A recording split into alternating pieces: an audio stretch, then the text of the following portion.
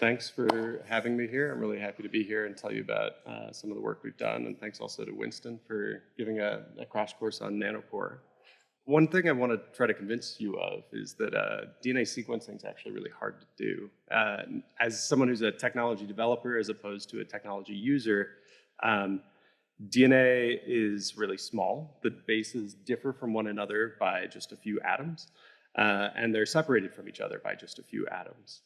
And so, before 2012, there was basically one way to do this, and it was through chemical recognition. So taking advantage of the life's natural way of recognizing these bases, and then coordinating that with some chemistry and some, reversible terminators or things like that. And then you could look at the color and say what the base is opposite that color. And so, really what you're recognizing here is just the way in which your special fluorophore bases actually base pair with the bases in the strand that you want to sequence. And actually that leaves you sort of blind to a lot of the features of what is in the DNA. So specifically things like modifications, methylation, hydroxymethylation, all of these are sequenced as cytosine because they all have the same base pairing here.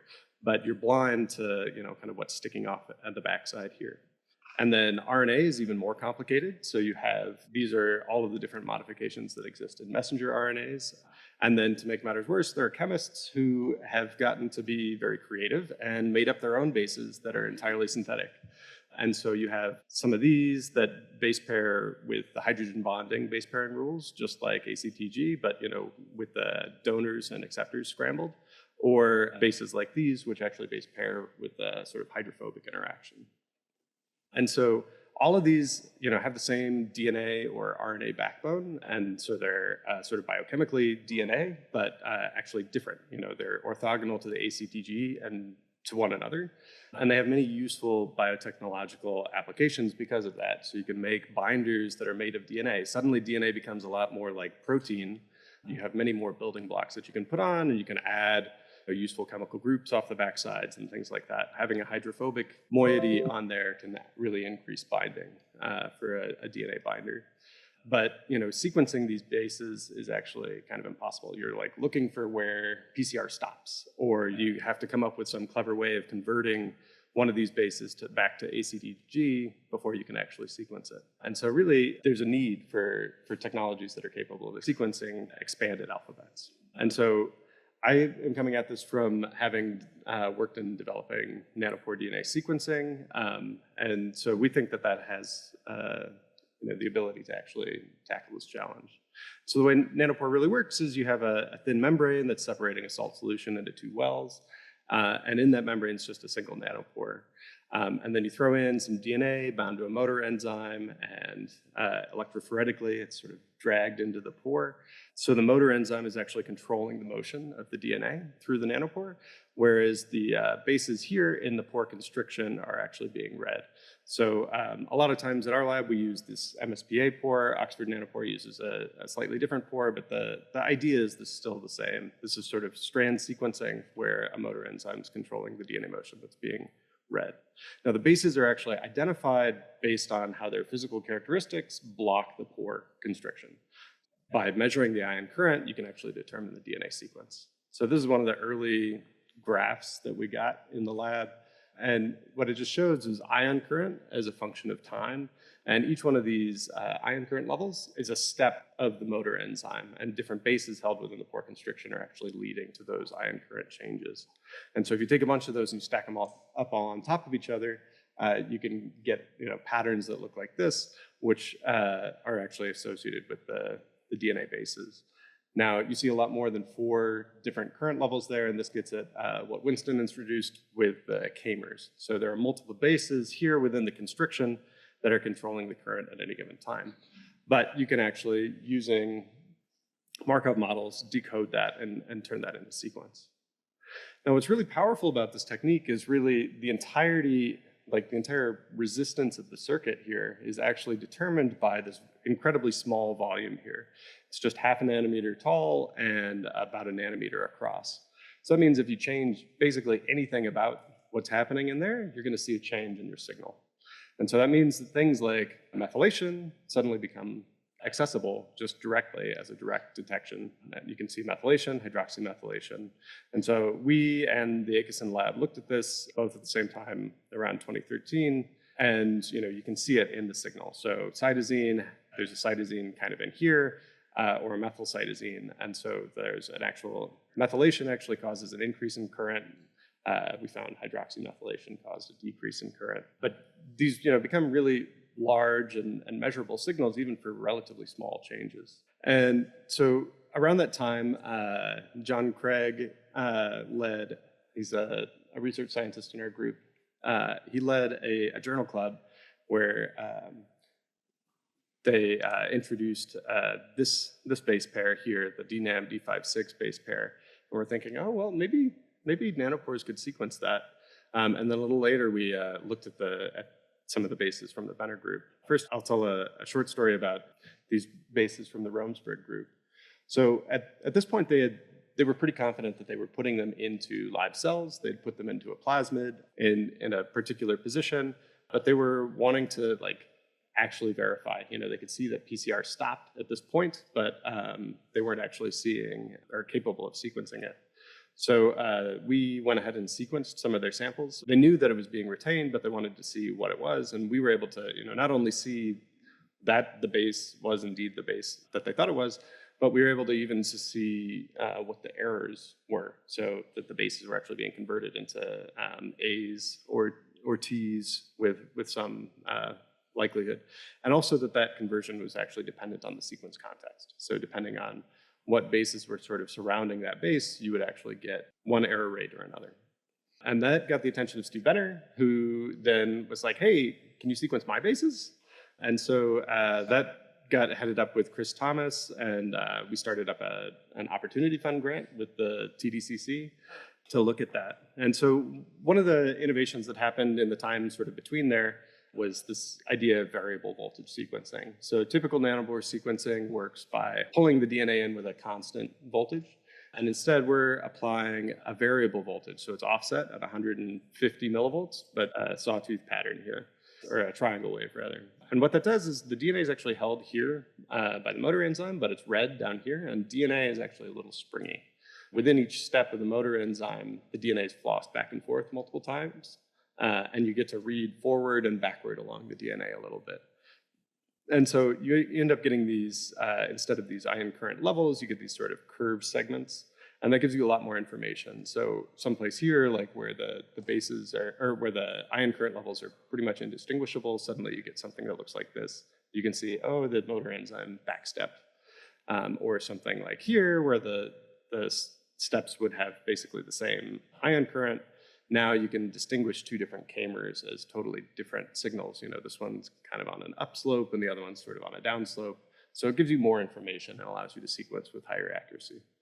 We used that with this sequence here, where we swapped out just within the same background of A's, T's, C's, and G's, all of these different bases, and we were able to reconstruct which base was there in each with relatively high accuracy. You might say, okay, single base insertions are great, but how about full de novo sequencing?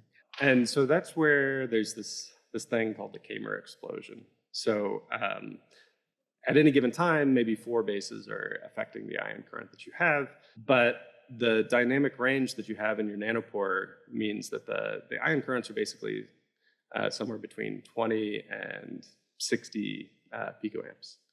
And so there's a lot of overlap between them. And as Winston pointed out, you can actually still reconstruct and recapitulate what the actual sequence is based off of using a hidden Markov model, because each one of these ion current levels can only transition to one of 4 other ones. And so effectively, each one of these steps reads the same base 4 different times at 4 different locations within the pore. But it gets much harder when you have 8 different bases or 12. There are way more k-mers that are all jammed still basically within the same range. That said, we have got an idea for how to get this done. It'll happen in the next 2 to 3 years. It's just not ready to talk about here. But what can we do right away? I know you guys like acronyms here, so this is one that Shuichi came up with. alternative isoinformational engineered DNA, and that's just these four. And it's actually a really interesting system in and of itself. So it still forms the sort of DNA double helix, and it has a slightly higher melting temperature because both of these base pairs have 3 hydrogen bonds. But it's inherently biocompatible. It's still a DNA technology, but it's also bioorthogonal. It's not natural DNA. And so we set out to sequence it just like we sequenced regular ACTG, GNA in the beginning. And it was by building an empirical current to sequence map. So we took a bunch of short strands like this that were produced by phosphoramidite synthesis. We measured them, put them into a sequencing model, and then this current to sequence map is predictive. So on this test sequence here, here are 3 reads, this one, and this one are 3 reads of the same sequence, and here's a prediction that you would make based on that model for the actual true sequence here. You can actually sequence with it, and we find across the testing strands that we ran that we averaged 74% sequencing accuracy. And this is actually comparable to the ACTG sequencing accuracy that was first achieved in 2014. And really, the training set that we used had just 300 bases. It was, cost limited based on how much training data we could get, and with phosphoramidite synthesizing each of these one at a time. But as that training set gets bigger and bigger, we anticipate that sequencing accuracies will continue to improve. And you can see, B and S are sort of the most problematic ones, which maybe you might expect because those are the ones that are kind of smack in the middle of the current spectrum. Whereas going back, you can see that Z leads to like really high currents, usually actually even higher than A's or G's. And P actually has really low currents, even lower than T's and C's. So we'd really expect that a PZBS only sequencer could probably outperform ACTG in the long run. One thing I wanted to close with was just kind of a fun little anecdote, which is while we were sequencing this thing, we learned that the Z base that we have actually has a near neutral pKa. So most of the natural bases have pKa's way up near 10. But Z actually will deprotonate above a pH of 7.8. Can we see that in the Nanopore signal? And it turns out, yeah, here it is. There's a Z here in this section of the DNA. And, at a high pH, there's actually a higher current than at the low pH. And so it's, a few picoamp signal, really large, actually, even for just like the presence or absence of a hydrogen atom, which, just again gets to the power of the nanopore technique, which is just the entire resistance of your circuit is entirely dependent on just this incredibly small volume here in the nanopore. So this was a lot of work done by a lot of people. The first stuff with the Romsberg group was led by John Craig, who's here. And then Chris Thomas did a lot of the stuff with the better bases. And then this last thing was led by a really talented undergraduate, actually. And he's now at UCSB. But this is Drew Smith who did that. And then thanks also to the funding. NHGRI, as I mentioned, Opportunity Fund also supported this. Thank you all.